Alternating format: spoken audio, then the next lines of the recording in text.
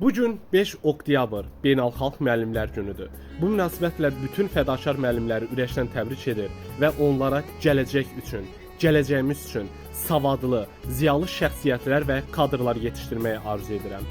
Mənə ilk dəfə əldə qələm tutmağı, ana dilimizdə yazıb oxumağı öyrədən sinif rəhbərimiz Saniyə müəllimə Allah qəni-qəni rəhmət eləsin. Bununla yanaşı təhsil aldığım Şəki şəhəri Qarşı tipli internet məktəbinin bütün müəllim kollektivini ürəkdən təbrik edir və qucaq dolusu salamlarımı çatdırıram.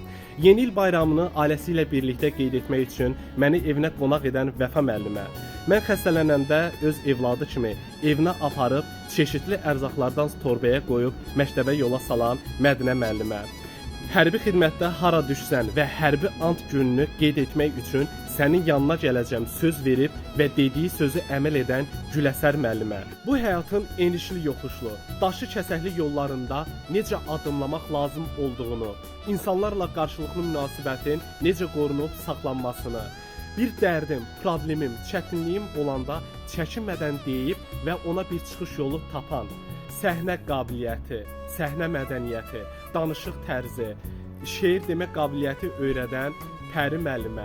Sizləri də unutmadım. Siz heç vaxt unudulmayacaqsınız.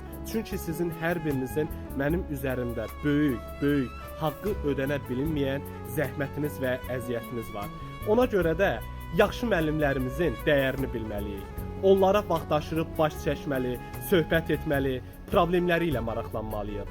Onlara əlimizdən gələn dəstəyi və köməkliyi heç vaxt əsirgəməməliyik.